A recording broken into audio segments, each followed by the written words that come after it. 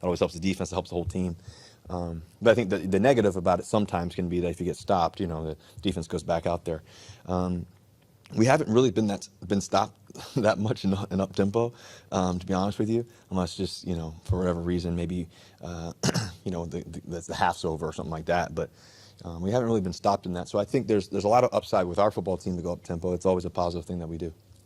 What's the balance between that and the time of possession? Because that up tempo can turn into that time of possession being out of whack. Yeah, so you got to have that balance, and I think it's about how are we being effective. Like I'll go back to the drive that we had with Tyler, and then unfortunately the ball popped out on the one with I think it was AC on that one, but he made a great catch and made a great play, and the guy made a great play, defensively. But that's going to happen sometimes, and you got to stay the course. You got to remain neutral in your mindset and just keep going. But I think in that drive, that would have been a big drive. I mean, I think about that drive because that would have made it 14-3. In the drive before, we went for it on third, and we go for it on 3rd and 1. They stop us on the little toss flip pitch to DJ. They get us right there, right just short of the first down. But we were kind of rolling on that drive, so the score could have been 21-3. That's got to be the attitude and mentality that we have, and we got to keep going for it, and keep trying to make plays. Beyond winning, when you came into the league, what were some of the individual goals that you had for yourself? Yeah, I think for me, I've always had in my locker just kind of written down, but for me, from a football standpoint, treat every day as a new day. I think that's the number one thing that I've learned, throughout college and pros is every day is a new day. Every play is a new play. Every time I look at Hank or all go special or whatever the play call may be, you look at the play as it's brand new, and how can I see this differently? How can I look at this and act like you never knew it? And then at the same time, you sit in the front of the room, you highlight, you take notes as if you've never taken that note before. Something that I really believe in. I think the other thing too is to try to get better every day, and there's always going to be adversity. There's always adversity in this sport. There's always adversity in professional sports in general in life. And so I think the dynamic of being able to balance success, balance challenges, balance tough games, tough moments, but also great ones, and to be able to stay poised in the midst of it all, and be thankful for it all. And I think that's one of the things that I really believe has always been a goal for me, and always been part of my perspective of life. Because the one thing that I do know is that my resume shows that I'm an overcomer. My resume shows that I'm an overcomer. So, the reality is that for me, I know what's going to happen. I know every time there's adversity, there's something great on the other side of it. And so for me, I always keep that great perspective of that and understand that with great language, with great mentality, with great belief and great attitude and ultimately great habits, I think all of that stuff is going to come to fruition and everything that you ever dream of. And that's what I've always believed. That's what's always happened. And I don't believe any other way. And so I think that as a leader and as a person and guy who gets to help lead this football team in the midst of everything that's going on right now, the thing that I think about is joy. You can't lose joy in this midst of this game, in the midst of everything that we're doing. To bring joy to the game, to bring joy to the field, to bring passion, to the mixture of joy and passion, and to be able to do that every day gives you the best chance to be successful, but also allows you to remember that this is a gift that we get to do. And for me, I love this game. I'm passionate about it. I give everything to it every day. And so, all my teammates and everybody I've ever played with know that I give everything every day to this craft, in this moment, and trying to give everything I have, every play, every game, every moment. And so I think a lot of it too is that in the midst of joy, in the midst of passion too as well. I think having that constant thought process of gratitude, gratitude for what you get to do. And so when you put those three things together, joy, passion and gratitude, it gives you a tremendous perspective and tremendous hope and tremendous belief that great things are going to happen. And I believe that same thing with this rest of the season. I believe that same thing with every guy that's in this locker room that sits, in these chairs that you guys are sitting in, and that, for me, ultimately, it's about servitude and making sure that I can do everything I can to making sure that I serve the rest of my teammates as much as I possibly can, so they understand the game is the highest level, and I continue to learn the game. And when you can teach the game and you learn the game that much more. And we're all in this together, and that's what I love about it. I think about this season. I think about I love watching the Warriors play, for example, and I think about their 2019 season. They went through some tough moments there, but I also think about where they are today. and I think about just how good they are and how Steph Curry kept battling in the midst of being injured or whatever it may be. Like I said, my resume, shows that I'm an overcomer, and I'm going to keep being one. And so, so I have no doubt. I have a tremendous confidence in who I am, where I am, what I'm going to be, how I'm going to be, how I'm going to get better every day about my craft, and how our football team's going to get better, because there is no other choice. Because of how we respond, and how we always respond with the right mentality, the right mindset, the right language, and the right energy around it too. So that's what I'm pumped about, honestly. Media can, people can say whatever, not media, but people can say whatever they may be or whatever it is. But the reality is that we're going to bring as much joy as we can to this game, much passion and much energy, much focus, and much gratefulness, like I said earlier. And if we do that, great things are going to happen. And that's just what I believe. I'm sorry if this is a personal question, but how has the death of Trevor Moawad affected you? Trev's been sick for a while. I knew that, he was going to, at some point, something may happen. Trev's been a critical part in my life for 11 years, 10 years, 11 years. Has it affected me? It's encouraged me, if anything. It hasn't affected me in a negative way. It's encouraged me, knowing that, number one, when I met Trevor Moawad, I was at IMG, and I had dreams, I had goals, I had passion, I had something that I wanted to do, and something I believed in. And not many people believed I could do it. And he was one of those people that believed in me.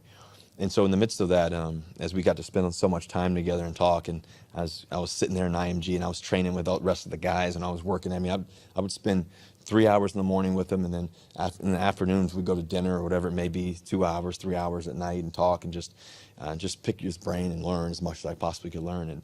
And so I think in the midst of all that and all that growth that I've understood, it's instilled in me, a lot of the things that I've learned from my parents, my dad, my mom, what I believe in just from a faith standpoint, but also too from a sports standpoint. Trev used to always talk about, continue to feed your focus, continue to feed your focus, and my focus never wavers.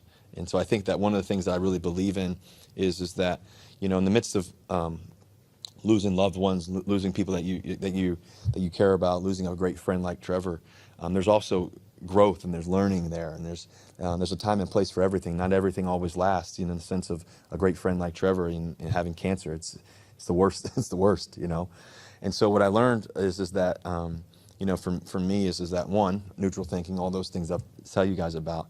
But what I also learned is that every day you have to cherish. Every day you have to cherish. He's so young. He was so talented. He's so brilliant. We were able to keep business together. We were able to do so many great things together. But I think that one thing that you realize is that it can be any of us. It could be any of us that go. And it could be you. It could be me. It could be somebody we know, somebody we love, somebody we've lost already. And so I think in the midst of all of this that we get to do, we're all fortunate and blessed to do, we can't lose the fact that life has a timeline. Life has a timeline, and I think to be able to bring joy to everything that you do, have gratitude to everything, I think that's where you find that peace and that energy and that gratefulness for great friends and loved ones and people. And so, I miss him to death. But what I do know, the other thing I learned is that, he worked at his faith. He worked at it every day. He would sing a song every day. He'd be dancing, singing, and so I think that we all have to work on something. We all are working on through our own, internal struggles or whatever it may be. And he was just an amazing man, a brilliant person. So I'm fortunate.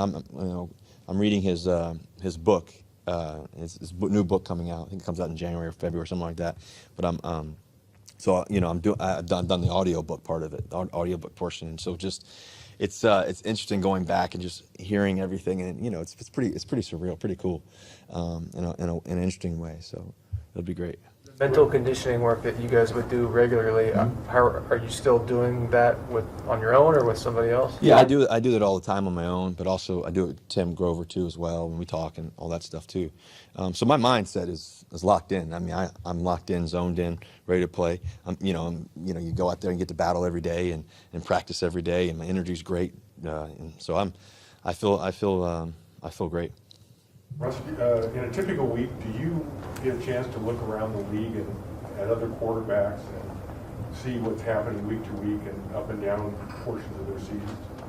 Yeah, a little bit. I mean, you get to see some stuff. You get to watch some games every once in a while and all that. But I think you spend so much time here. You know, I sitting here in the third seat over here, and I'm taking notes from, I don't know, 8 a.m. to, you know, 11:30, and then we go to walk through, and then it's practice, and then next thing you know, I'm back in here to 7, and then sometimes you leave around 8 8 o'clock. By the time I get home, I need to see my kids, hug them, and like, make sure they go to sleep and read to them, whatever it may be, and then next thing you know, I may watch a little bit more film, and then C and I, maybe watch a show or something, and then here's the next day. So I think you're so hyper focused on your team and what you need to do and what we need to do, and yeah, as you're studying film, you get to see some of that stuff and all that. But I don't really worry about that as much. I know last year you said you didn't want an MVP vote, you wanted to win the award. Sorry, one more time. You said last year that you didn't want an MVP vote, you wanted to win the award. Were any of those accolades on your list of things that you wanted to accomplish when you came in the league? Yeah, I don't really think about the actual accolades as much. I mean, Super Bowls have always been. I've always won them in multiple Super Bowls, so I think that's still there, and there's so many more great years ahead. I mean, I feel vibrant. I feel my legs, my arm, everything feels so great. In the midst of everything. So I have so much more ball ahead of me. I'm so excited about it. So, for me, everything that I want to do is still there, and I'm excited about it. Anything else, guys? Thank you, Russ. Thank you, guys. Hope you have a great day. See you guys. And if you guys want to know anything more about the shoes, you can go to whynotoufdn.org. Whynotoufdn.org. I'll see you guys. Do I take these now? All right. Go Hawks. See you guys.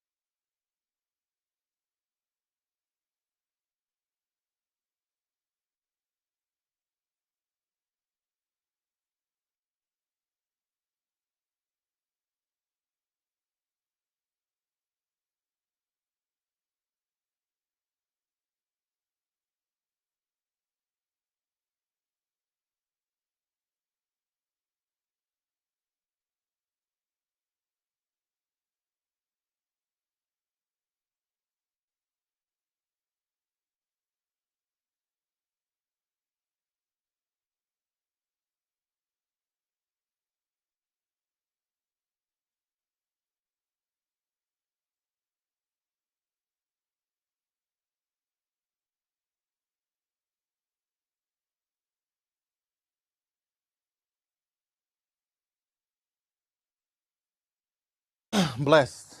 What does the opportunity mean for you? What does the signing here mean? It means a lot. You know, it gives me opportunity to continue to do what I love, and to help this team, be successful. In what way do you think you can help, or what's the best way you can help the team?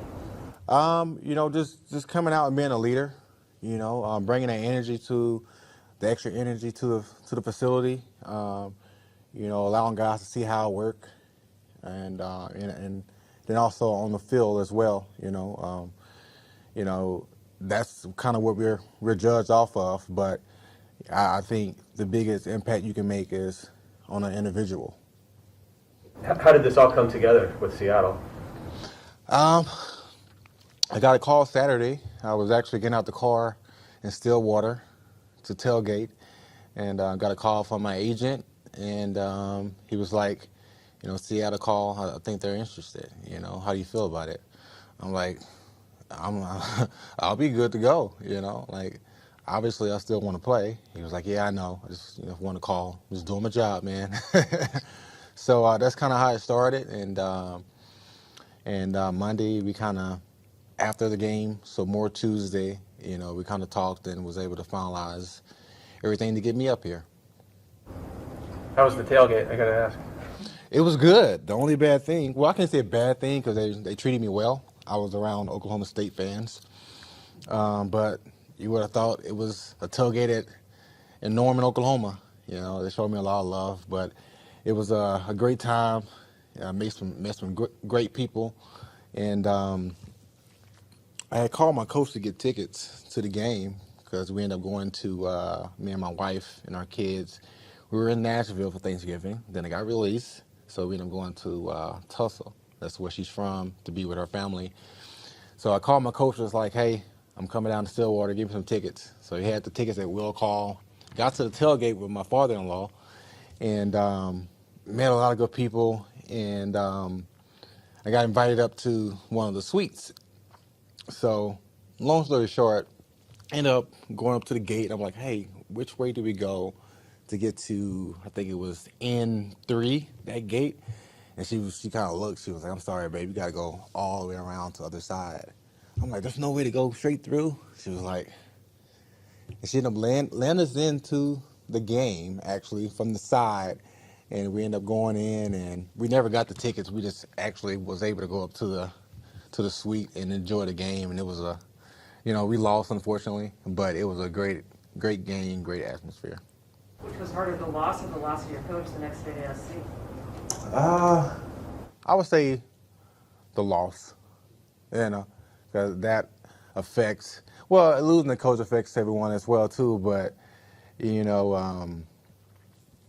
I think that was a bigger loss, losing to Oklahoma State, having a chance to go to the Big 12 championship game and, the college playoffs as well. And, he's on to a new chapter now, so those guys are still there and have to deal with losing to Oklahoma State, and what's next for us. What motivates you at this stage of your career? 36 years old, 14 years in. What motivates you to keep playing? Man, just the love for the game. I love the game. I feel like I can still compete at a high level. Just have an opportunity to help teams. To inspire guys. That's one of the most rewarding things. Is when I see guys, and they say to me, "Man, just keep doing what you're doing. It's so inspiring." I see Mark Ingram in Tennessee, and he was like, "Bro, you need to get your shoulders low, man. What are you doing?" I was like, "Yeah, I know." And then he was like, "But you're inspiring me, man."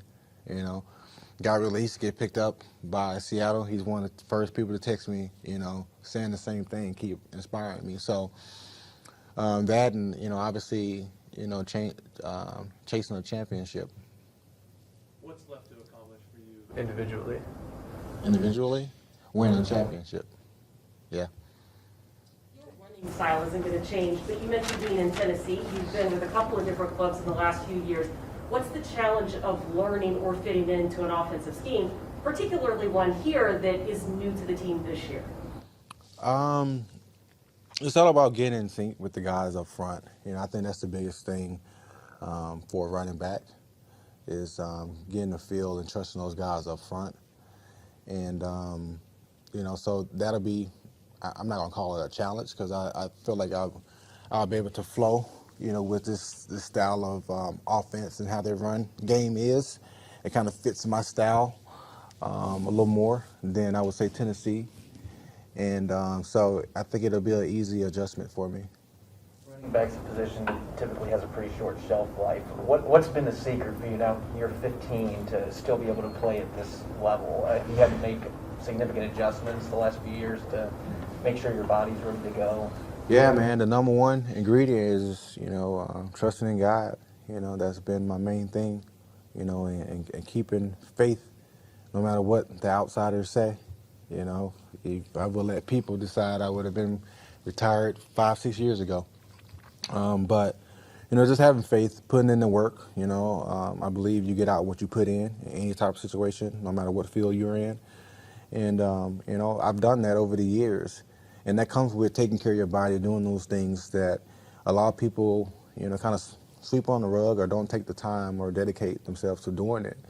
But I have, so along with that and having faith and putting in the work, here I am, year 14. You're coming into a situation where the offense is obviously struggling. I don't know how much you know about that or what you've seen of it, but can your style of running help that a little bit? What about your style can help that maybe?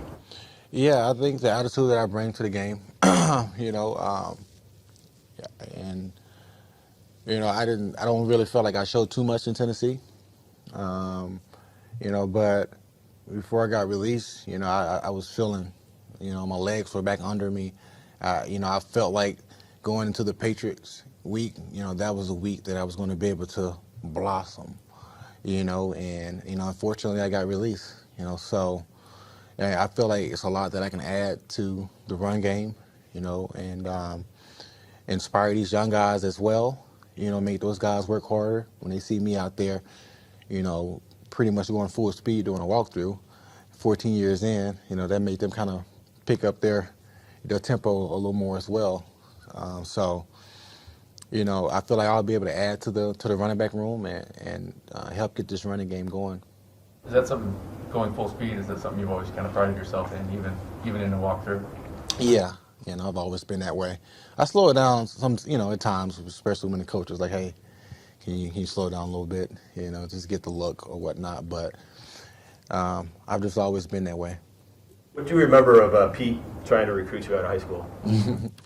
I remember being in class and the coach came down and was like, hey, there's a coach here to see you.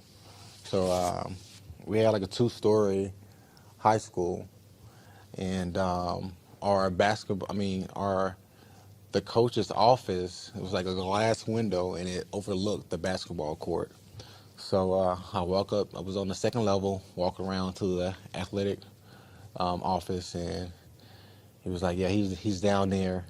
So I look and I see a guy, white hair, shooting jumpers and shooting 3-pointers. And it was Pete Carroll when I got down there. So it was so real for me, being from East Texas, knowing a lot about Pete Carroll at that time, and here he is in little old Palestine, Texas, coming to recruit me. And I remember just kind of talking to him, and him giving me his spiel, and ultimately I ended up taking an official visit out there to USC, and it didn't work out, but my close family, they know that it was so close. It came down between Oklahoma and USC, and Oklahoma just had a little more perks when it came to like being close to home, my daughter, being close to Dallas. I had a lot of family there, but if it was like Oklahoma was on the East Coast, yeah, I think I would have been a Trojan. Did he challenge you to a 3-point contest or anything like that? Nah, the way he was hitting them, I was like, I probably didn't want to challenge him. I was more of a defensive player anyways in basketball. Have you ever had the goal to play for him since then? The goal? Yeah, I did, especially once he made the leap over to the NFL. I never was a guy that was like, hey, I'm going to spend my entire career playing for the Vikings. I always kind of wanted to bounce around and, you know, experience different cities and things like that. So I remember thinking to myself, man, everybody leaves Minnesota and goes up to Seattle and win a championship, you know. You think about Percy Harvin, Sidney Rice, you know, Kevin, those guys. I'm just like, man, maybe I need to make my way up there as well. Didn't you took a visit here during free agency a couple years ago, right? Yeah. Was that close at all, or? Yeah, it was close, you know, it just didn't work out. Is it realistic to think you might be able to play Sunday, or is that a goal for you this week? Yeah, it's definitely a goal for me, you know, excuse me, it's a goal for me, but, you know, it's up to the coaches and the staff and see, you know, how I finish off this week, and then I'm sure they'll make a decision based off that. You played against him for a long time. What makes Bobby Wagner really special? He's just, man, he's just an animal, man. He's a dog, you know. You think about a linebacker that you just have so much respect for is him. And it's obvious he watches film, you know. You see him making plays before the plays is even developed. And that shows you that he's a smart player, you know, very aggressive, has great instincts, and that's something you can't teach. And he has that combination of everything, you know, great lateral agility and smart, fast, you know, physical at the contact. And I think his number one thing is he's just a smart player. Anything else? Thanks, Adrian. All right. Thank you. Guys, take it easy.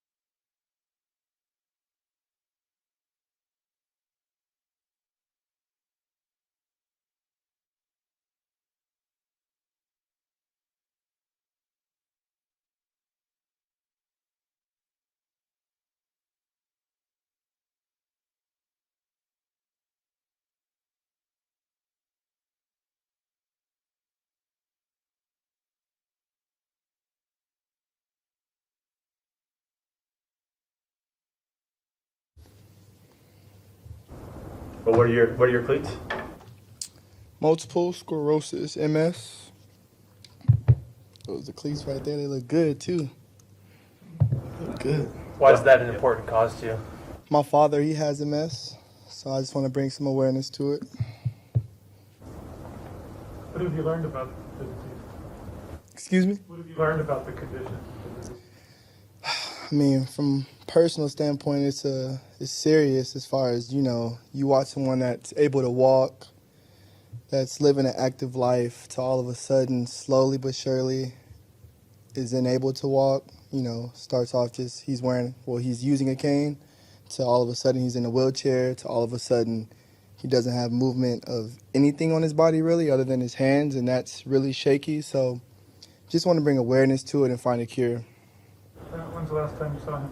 I saw him actually last off season. I went up there. He lives in Waterloo, Iowa, so went up there, seen him. It was really good. Where'd you say he lives? Waterloo, Iowa. That's where he's from. He lives there. How old is he? Oh man, he's probably 60, 61, around that age. Who designed the cleats for you? I'm not sure, to be honest. They just reached out to me if I wanted to do my cleats, and obviously I said yeah. So they probably already had a artist or a designer to do it. They look good though. Are you a junior? Yeah, I'm a junior, so Dennis Junior, but I go by DJ. So yeah. AJ, a couple of things on San Francisco. Number one, the last 3 weeks they're averaging 38 minutes time of possession. What do you have to do to Ooh. get them off the field? Yeah, I mean, right now they're playing really good ball. The last 3-4 games, they've been running the ball. Their running back, he's really good. Offensive line is doing really good. Trent Williams is really good. The best lineman in the league right now for sure. And then that sets up the play action, which is, their bread and butter. Debo Samuel is a baller. He's been playing really good. I'm happy for him because the only thing that's stopping him is injuries, really. Like, when Debo is healthy, he's a great player. And, we got a great task up our sleeve. What does playing the 49ers mean to you? Oh, you know me. I'm excited. Obviously, that's my former team, so I love playing in every game that I get to play in, but this game is for sure special to me. Is that running game the reason that they've been able to score so many points in the last 3 games, too? Because their offensive production has jumped up since the last time. Yeah, for sure. I mean, time of possession is important in NFL. Like you just said, they've been having the ball for 38 minutes. I just watched the Vikings game, and they had the ball for around 41 minutes, which is when the offense has the ball that long, they have more opportunities, which is why they put up a lot of points against the Vikings. So they're doing a good job running the ball. So obviously that's going to be an emphasis of stopping. You obviously went against Garoppolo a lot in practice and stuff like that. What's he like as a quarterback? What is kind of the key to going against him? I mean, Jimmy G, from a personal standpoint, he's a good dude, and he's a hard worker. He's probably one of the earliest guys in, one of the latest guys out. He's one of those guys, a blue chip worker. He's very accurate, especially inside the hashes. So we got to do a good job covering that. And he caters, like he plays really good in this system, I believe, because of the run game, and it sets up the play action game for him. What was it like seeing you guys signed Adrian Peterson? It was dope. So I don't really be on social media like during the week, so I didn't know we signed him. And then I seen his locker, and I was like, AP? I was like, okay. And then I seen him yesterday. And, I went up to him and said, what's up? I got a lot of respect for you, et cetera, but it was pretty dope. Did you know it was, imagine you just saw Peterson. Did you know it was Adrian Peterson? Yeah, because some guys were talking about it, and I was like, for real? And I looked at the locker, I was like, wow. I was like, that's pretty dope. Like, life comes full circle. So that was pretty cool. What's the mood of the team like right now? I mean, obviously the record's not what anybody wanted it to be. I mean, honestly, it's still positive. We're trying to figure it out. Defense, which is I can only speak for because I play on defense. We're staying together. We're trying to figure out how to, create more turnovers, how to get off the field. We're just trying to figure out ways to get better still. You guys have been on the field a lot. I think it was nearly 42 minutes in that game Monday night. What is that? How do you feel by the end of the game, and what's that like being on the field that often? I mean, as a defender, you want to play and you want to be on the field, but obviously 41 minutes is too long for the time of possession. So, it's just a matter of sticking together. You don't want to get frustrated, which, can happen when you're on the field that long because eventually the offense is going to do something. These guys are getting paid big money to make plays. So, I mean, we just got to stick together. That's like the biggest thing when you're on the field that long, is sticking together, staying positive, playing smart, all those little things. You got to do it. You moved from the left side to the right kind of after the season, or midway through the season, whatever. Pete has said he feels like you seem more comfortable on that side. Do you feel that way as well? Or? I mean, yeah, I would say so. I'll say I'm playing better on the right side. I will also say, I would say I feel more comfortable just with me being out there. I feel like on the left side, I was having to think more, which, doesn't seem like a big deal, but me playing on the right side and looking at things and dissecting things on the right side is just second nature to me. So I would say that definitely helped. Before, I know you'd played all over, but when you had been on one of the outside spots, had you done more right versus left? Well, I played right in college, so I feel that that's probably why I'm more comfortable on the right side. I feel like I can play left, but I just feel more comfortable on the right. It's just a matter of, visually, you're just more comfortable looking back in? Yeah, I would just say, because I always look at the formations, when they come out, and I just feel like I dissect stuff faster and know what's happening before it happens better when I'm on the right side for some reason. Are you hoping you be one of the cornerbacks to cash in at the end of the year? Yeah, if you're asking if I want to stay here, I definitely want to stay in Seattle. So, we got to see how that goes. Right now, I'm just focused on one game at a time, playing the month of December, and, just focusing on the season, and whatever happens, happens. There's a time to play for, obviously. You don't see it as playing out the string. Yeah, you could say that, but I felt that way last year. For me, I love football. I just love playing football. I love putting good stuff on tape with or without a contract year. So, I'm really going into it with the same mindset that I had last year, to be honest. Why haven't the turnovers come as much as they did maybe last year for you guys? I don't know. That's a great question. We're running the same defenses. We're doing the same stuff. I feel like turnovers come in bunches. Like Jamal has 2 in the last 3 games. So, maybe I'll get one this week. We'll see. But for me personally, I just feel like I haven't been getting targeted as much as last year, because last year I was new, so guys probably wanted to see, what I was about. But, last game I got 1 target. So, I got to take advantage when I get the opportunities, but I feel like I'm not being as targeted as much as last year. You mentioned the 42 minutes on the field. Do you feel that? Is there a tangible effect in the fourth quarter? Is that what it is? I'm in shape, so I could play however long as possible. But you definitely know you're out there for a while, just because you're out there. But when I watch film is when I really notice. I don't really notice as much when I'm actually playing because I'm just focused on playing. But when you watch the film, you're like, bro, it's 42 minutes, it's 60 minutes in the game. This is a lot, but it's all good, though. The assumption, though, I guess, is that defenses wear down physically and all that when you're out there that long. Do you feel like that's a factor? I wouldn't say wear down physically. I just feel like you give the offense a lot more opportunities to cash in, which, if a team runs the ball 40 times, they're more than likely going to break 1 or 2, if you're playing good run defense. It's bound to happen. For example, the Titans game. They ran the ball 40-some times, and he broke one that was a big one. It was 60 yards. So, it's tough to, contain someone that's running the ball that long. Thank you, DJ. Thank you.